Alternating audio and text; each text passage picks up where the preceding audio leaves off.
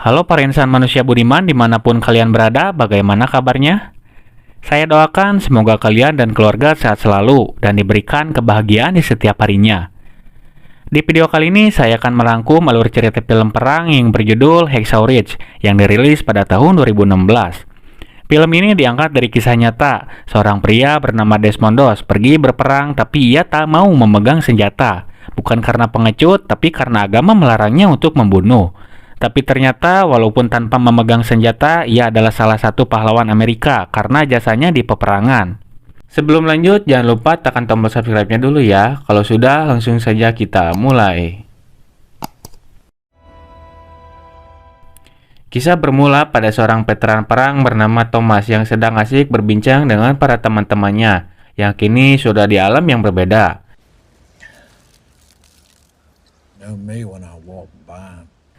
Saat dulu berperang, hampir seluruh temannya mati dan ia termasuk beruntung karena bisa pulang dengan selamat. Namun, trauma akan medan peperangan masih menghantuinya, makanya ia suka mabuk ciu dan kurang memperhatikan keluarga kecilnya. Padahal ia kini sudah memiliki dua putra yang bernama Hal dan adiknya yang bernama Desmond Doss. Atau kita panggil saja Doss. Suatu siang, Hal dan Doss seperti anak kecil pada umumnya. Tapi sebagai ayah, Thomas tak melerai. Doss tiba-tiba mengambil batu bata, kemudian memukul kepala kakaknya hingga pingsan.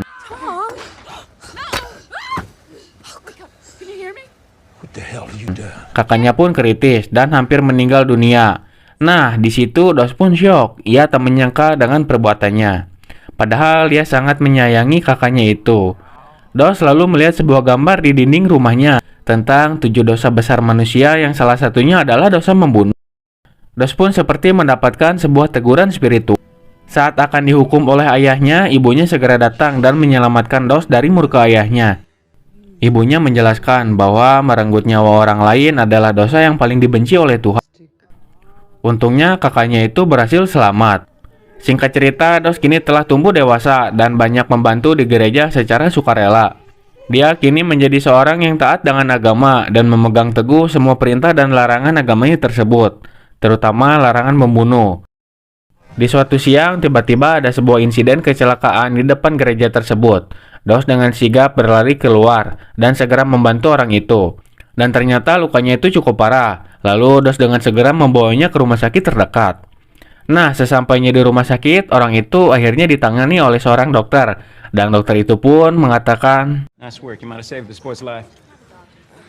Doss pun terdiam seakan kalimat yang diucapkan dokter sangat berarti untuknya. Kemudian Doss berjalan mengitari ruangan UGD itu. Lalu ia pun bertemu dengan seorang perawat yang sangat cantik yang bernama Dorothy, yang langsung membuatnya jatuh cinta seketika. Doss langsung saja kenalan dengan cara pura-pura mendonorkan darahnya. Doss membuka perbincangan dan menyampaikan bahwa ia bercita-cita ingin menjadi dokter dari sejak kecil. Ia ingin sekali bisa membantu orang-orang, namun keluarganya kurang mampu untuk membiayai pendidikan. Perbincangan keduanya kurang membuat Doss puas dan membuatnya untuk datang lagi besok hari. Padahal rumahnya itu cukup jauh. Dan kemana-mana ia sering jalan kaki lewat bukit. Sekembalinya bertemu Dorothy, kali ini rayuannya cukup ampuh hingga ia setuju untuk pergi kencan. Saat bersama pujaan hatinya, Doss banyak menanyakan hal pertanyaan medis. Walaupun demikian, keduanya semakin suka satu sama lain. Hingga akhirnya mereka pun berpacaran. Keesokan harinya, saat makan malam, kakak Doss muncul dengan menggunakan seragam militer. Ia mengatakan telah mendaftar dan akan ikut maju berperang di Perang Dunia Kedua. Hal ini mendapatkan pertentangan dari ibunya. Ayahnya ternyata lebih emosi lagi mengetahui putranya akan pergi ke medan peperangan. Ia mengingatkan betapa mengerikannya medan perang berdasarkan pengalamannya sendiri. Dan seandainya itu hanya sekadar ingin dipuji dengan seragam yang ia pakai, itu benar-benar tindakan yang salah. Namun hal sudah membulatkan tekadnya. Doss sebenarnya memiliki niat yang sama dengan kakaknya. Hal ini ia sampaikan ke Dorothy. Ia tak tahan melihat sudah banyak orang yang sebaya dengannya yang rela membela negara, sedangkan ia asik menikmati hidup. Dorothy sempat kesal, namun ternyata ia cuma meminta kepastian sebelum ditinggalkan oleh Doss. Dan keduanya pun akhirnya memutuskan untuk bertunangan. Doss memberanikan diri menemui ayahnya setelah mendaftar ke medan perang, tapi ia malah dimarahi. Akan tetapi, Thomas menyadari anaknya telah tumbuh dewasa, dan dia tidak bisa menghalangi niat putranya. Saat perpisahan, Dorothy sempat memberikan sebuah Alkitab. Di dalamnya berisikan foto dan tulisan cinta Dorothy agar Dos selalu mengingat untuk kembali pulang dengan selamat. Sesampainya di markas pelatihan militer, Dos terlihat sangat bahagia. Akhirnya ia bisa menunaikan niatnya selama ini. Ditambah lagi di sana ia bertemu beberapa teman baru dengan berbagai karakter. Ada Rand, Hollywood, Nolan, Smithy, dan masih banyak lagi. Sersan Howell bertanggung jawab melatih mereka semua sebelum terjun ke medan peperangan. Ia pria yang sangat tegas, tapi sebenarnya ia ramah. Dos sendiri sempat berusaha menahan tawa karena salah satu temannya diledek oleh Sersan Howell. Ia pun tak luput dari ledekan karena tubuhnya yang kurus kayak triplek. Latihan pun dimulai, dan salah satunya adalah tes fisik.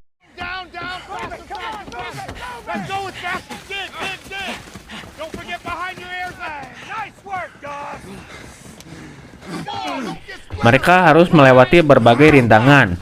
Smithy yang paling tangguh di kompi merasa tersaingi oleh Dos. Sampai akhirnya para prajurit diberikan senjata masing-masing untuk latihan menembak.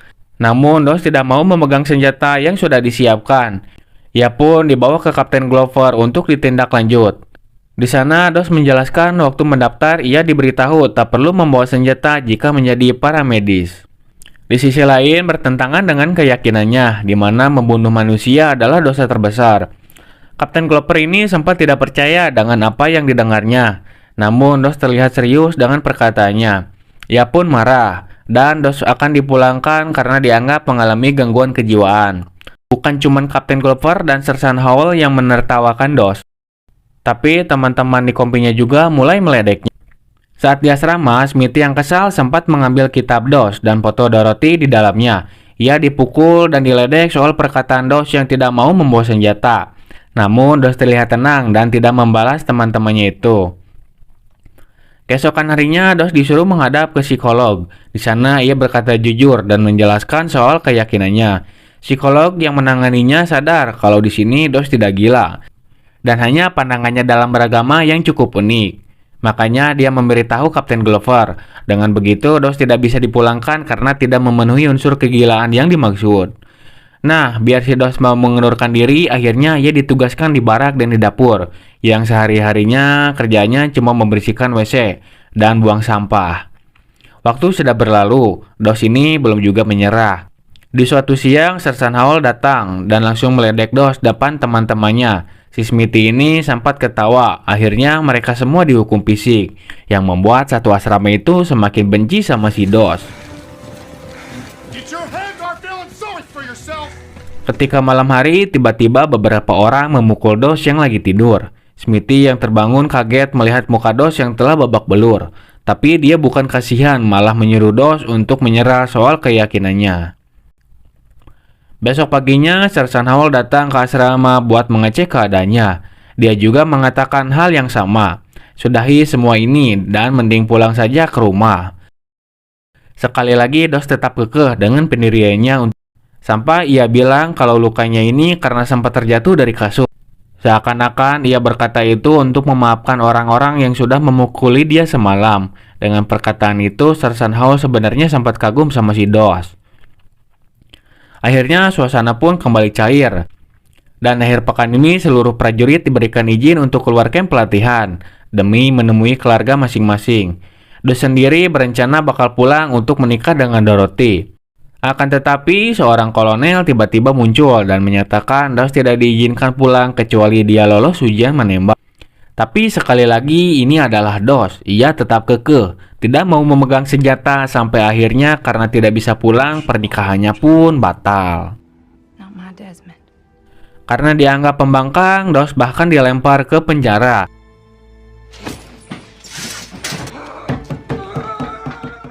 Kapten Glover tak lama kemudian datang menemuinya dan memberikan saran untuk menyerah. Ia mengatakan tak mungkin orang maju ke medan perang tanpa membawa senjata. Karena tak berhasil, ia menyerahkan Dorothy untuk membujuk calon suaminya itu. Ia menyarankan bagaimana jika Dos membawa senjata namun tak perlu menembakkannya. Hanya berpura-pura saja sehingga ia tidak perlu sampai dihukum seperti ini. Sekali lagi, Dos tetap kekeh dengan prinsipnya. Dorothy akhirnya memberikan kabar ke orang tua Dos. Ia gagal membujuknya, dan jika terus melawan seperti ini, maka ia akan dijatuhi hukuman penjara untuk waktu tertentu. Beberapa hari kemudian, akhirnya Dos pun disidang. Hakim akhirnya menanyakan alasan utama Dos tidak mau memegang senjata. Ia pun mengatakan, Because when the Japanese attacked Pearl Harbor, hometown, declared 4F in a defense plan. I could have taken men should fight sitting at home safe. In the passion to serve, everybody else is taken. Ia pun mengatakan yang membuat hakim sendiri tak mampu berbicara. Sehari sebelumnya, Thomas pergi menemui salah satu temannya sewaktu berperang dulu, yang kini telah menjadi brigjen. Waktu hari persidangan, ia datang membawa surat yang ditandatangani oleh temannya itu. Awalnya ayahnya dilarang masuk, sampai akhirnya ia menerobos.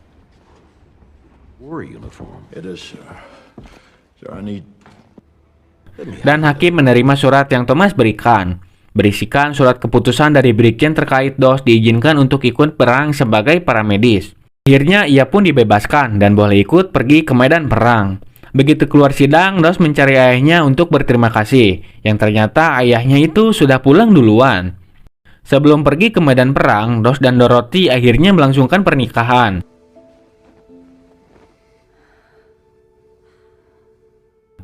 Mereka semua akhirnya bersemangat ke medan perang. Walaupun awalnya pasukan terlihat ceria dan semangat, akhirnya sebentar lagi bisa membela negara. Itulah yang mereka pikirkan saat itu. Namun senyum itu langsung berubah ketika beberapa kendaraan lewat dengan membawa para prajurit baik yang sudah mati maupun yang sudah terluka parah. Pasukan dari kompi sebelumnya bisa dibilang tersisa beberapa orang saja. Dos bertemu dengan para tim medis dari pasukan sebelumnya. Ia disuruh melepas logo tim medis di lengannya. Karena ternyata tentara Jepang justru mengincar para medis yang paling utama. Setelah berjalan cukup jauh, mereka akhirnya tiba di lokasi perang yang bernama Hexau.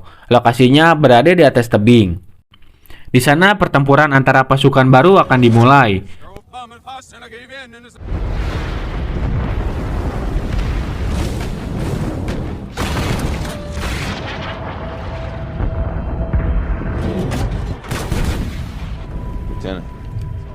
Mereka harus memanjat tebing terlebih dahulu untuk sampai ke atas sana.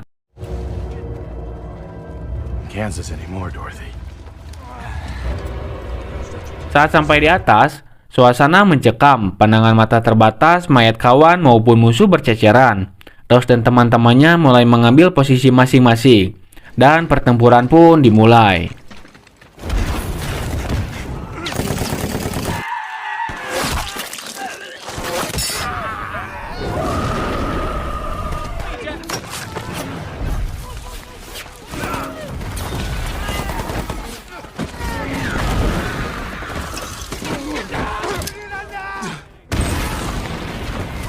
Kabut akibat bekas gempuran bom sebenarnya hampir membuat kedua belah pihak tidak dapat melihat secara jelas posisi masing-masing.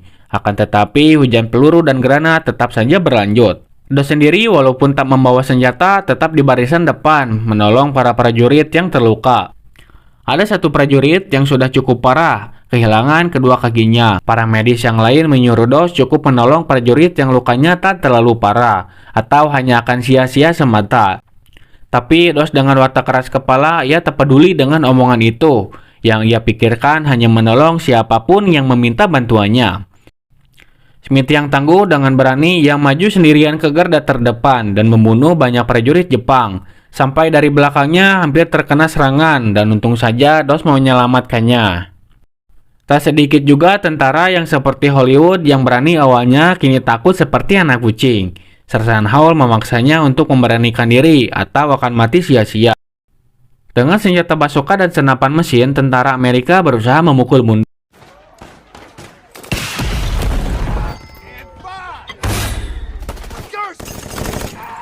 Smithy kembali maju pelan-pelan dan berhasil melempar bom masuk ke bunker musuh. Kini jarak kedua antar pasukan semakin dekat. Pertarungan langsung pun tak terhindarkan.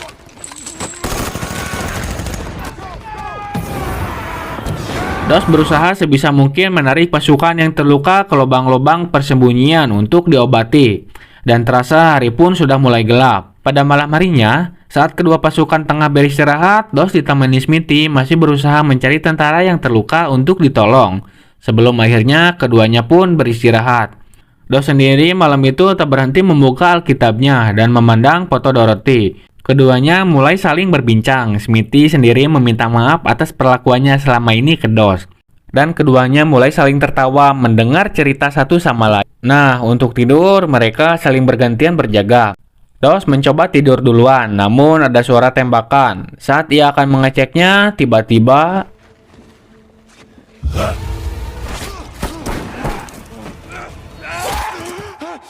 ternyata ia cuma bermimpi. Begitulah keadaan dalam kondisi perang. Orang-orang akan dipenuhi ketakutan dan trauma, bahkan setelah mereka berhasil pulang. Smithy bilang kalau benar tentara Jepang menyerang, ada senapan di sampingmu, dan gunakanlah untuk melawan, tak perlu takut. Cuman Dos menolak. Ia mulai bercerita alasan kenapa tak ingin menggunakan senjata. Kita tahu bahwa ibunya Dos sering dikasari oleh ayahnya, dan hampir saja menembakkan peluru ke arah ibunya. Lalu Dos pun datang dan berhasil merebut senjata dari tangan ayahnya. Emosinya sudah tak tertahankan, dan Dos pun sudah bersiap untuk menembak ayahnya sendiri. Nah, sejak saat itu ia berjanji kepada Tuhan tidak akan menyentuh senjata lagi. Keesokan harinya ketika para tentara Amerika yang belum siap tiba-tiba sudah didorong mundur oleh tentara Jepang yang maju dengan jumlah yang banyak. Mereka tiba-tiba muncul dari lorong-lorong bawah tanah.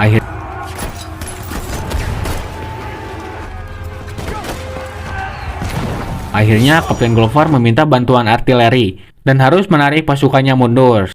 Sersan Howell, Smithy, dan beberapa tentara lainnya berusaha menahan musuh agar pasukan yang tersisa bisa melarikan diri dengan aman. Di antara kejaran musuh, Dos berusaha menyelamatkan prajurit yang terluka. Ia lari sambil membawa pasukan yang terluka di bahunya. Smithy berhasil menumbangkan banyak musuh, makanya ia menjadi incaran dan akhirnya terkena beberapa tembakan peluru senapan mesin. Dos yang melihatnya segera mengangkat Smithy yang sekarat untuk diangkut turun dari Hacksaw.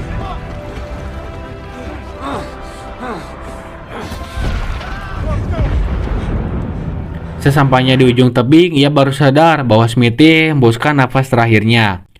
Saat pasukan sudah hampir turun semua, bantuan artileri datang membombardir pasukan Jepang. Di tengah ledakan dan berkecamuknya medan perang, Dos bukannya ikut mundur bareng pasukan, malah maju kembali mencari prajurit yang terluka. Dari 2.100 prajurit, hanya tersisa 32 orang yang berhasil turun dari tebing. Kapten Glover bersama pasukan yang tersisa memilih untuk kembali ke pangkalan militer untuk mengatur kembali strategi. Dos yang masih berkeliling menemukan banyak sekali pasukan tengah sekarat yang masih bisa diselamatkan. Ia menariknya satu persatu, dan untuk menurunkan dari tebing, ia menggunakan tali yang ada. Dua tentara yang berjaga di bawah tebing pun cukup kaget, mengingat harusnya seluruh pasukan sudah kembali ke base. Tembakan artileri dari Angkatan Laut Amerika terhenti. Kini tentara Jepang mulai kembali maju menyisiri para tentara Amerika yang masih hidup untuk dibunuh. Dari samping, Dos mendengar suara meminta tolong. Ia mendekati prajurit yang terluka dan menutupinya dengan tanah, sedangkan Dos berpura-pura mati di atas tindihan jasad.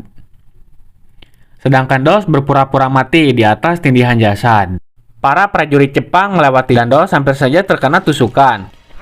Pergerakan Dos pun akhirnya terlihat oleh musuh. Ia pun ditembaki dan dikejar. Namun ia berhasil bersembunyi di salah satu gorong-gorong bawah tanah milik prajurit Jepang. Masalahnya gorong-gorong ini ternyata markas para musuh. Jadi dia harus sangat berhati-hati untuk menemukan kembali jalan keluar yang aman. Saat sedang mencari jalan keluar, Dos bertemu dengan tentara Jepang yang sekarat. Bukannya lari, Dos dengan baik hati malah menolongnya. Dos pun akhirnya bisa keluar dari persembunyian saat malam hari. Pada posisi malam hari di mana tentara Jepang sedang beristirahat, Dos memaksimalkan usahanya untuk menolong seluruh prajurit yang tersisa. Satu demi satu ia turunkan dari tebing. Setiap ia berhasil menurunkan orang, di tengah nafasnya yang lelah, ia pun berdoa. Saking banyaknya yang ia turunkan, bahkan tangannya pun sampai lecet akibat menahan tali saat menurunkan prajurit yang terluka. Tapi ia tak peduli, yang penting bisa menyelamatkan orang lain. Sedangkan di bawah tebing, prajurit yang berjaga bolak-balik membawa prajurit yang Dos turunkan. Sampai dokter di base militer kebingungan dari mana asal prajurit-prajurit ini karena tak berhenti berdatangan. Matahari mulai terbit, pasukan Jepang kembali menyisiri lokasi perang, dan DOS menemukan Sersan Howell bersama Hollywood, yang ternyata masih selamat. Jujur saja, Sersan Howell kaget melihat tindakan DOS. Ia pun membawa Hollywood duluan untuk diturunkan. Kedatangan para prajurit yang terluka tanpa henti membuat Kapten Glover kaget. Ia bertanya ke Hollywood bagaimana ia bisa selamat. What, Alan? DOS did this? No such DOS. Just DOS. Saat akan kembali menolong Sersan Howell, DOS sempat terkena tembakan sniper yang untungnya cuma membuat lecet helm yang dia kenakan. Artinya pergerakannya dipantau oleh musuh. Saat terus ditembaki, Sersan Howell untungnya berhasil membunuh si sniper. Akan tetapi suara tembakan memicu para tentara Jepang untuk datang ke lokasi. Menggunakan selimut yang dilipat, DOS menarik Sersan Howell. Dari belakang, tentara Jepang mulai mengejar. Sersan Howell diturunkan duluan, sedangkan DOS menahan tali tanpa perlindungan.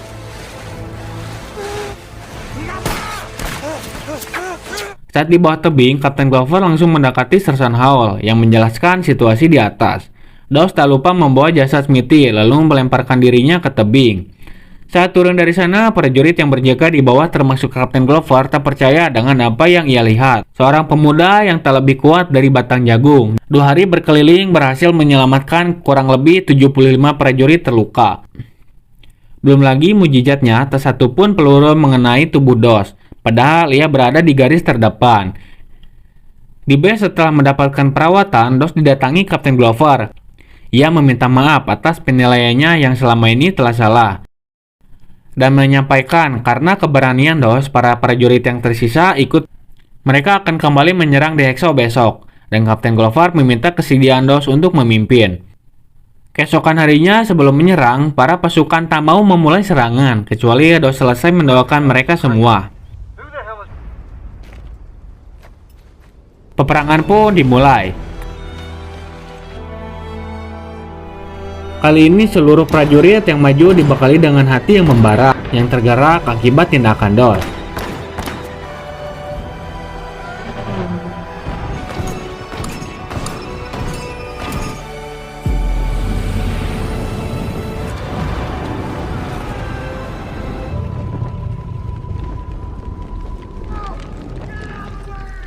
Akhirnya mereka berhasil memukul mundur para tentara Jepang dan merebut Hexau. Namun ada kejadian di mana tentara Jepang yang menyerah akan melemparkan bom ke arah Kapten Glover.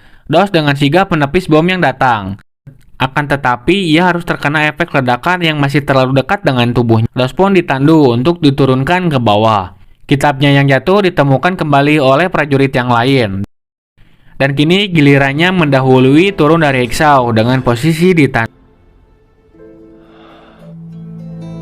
Di akhir film, kita diperlihatkan scene dokumentari asli dari Desmond DOS, di mana ia diberikan medali penghormatan tertinggi di militer atas jasanya menyelamatkan 75 prajurit Amerika sendirian. DOS tak berbangga atas pencapaiannya. Ia menganggap itu semua adalah kuasa Tuhan dan pahlawan sejati adalah teman-temannya yang gugur di medan perang, bukan dirinya. Ada juga kesaksian dari Kapten Glover yang masih hidup, yang sangat kagum atas keberanian DOS. Dan yang paling akhir kita diberitahu bahwa Desmond DOS akhirnya mengembuskan napas terakhir di tahun 2006 di usia yang ke-87 tahun. Dan dengan begitu film pun tamat. Pesan yang dapat kita ambil adalah orang yang mempunyai niat yang tulus akan selalu mendapatkan pertolongan dari untuk mencapai niatnya. Oke, segitu saja mungkin alur cerita film dari Hexauri. Buat kalian yang belum subscribe, jangan lupa subscribe dulu ya. One More Film undur diri, sampai jumpa di episode selanjutnya. Bye-bye.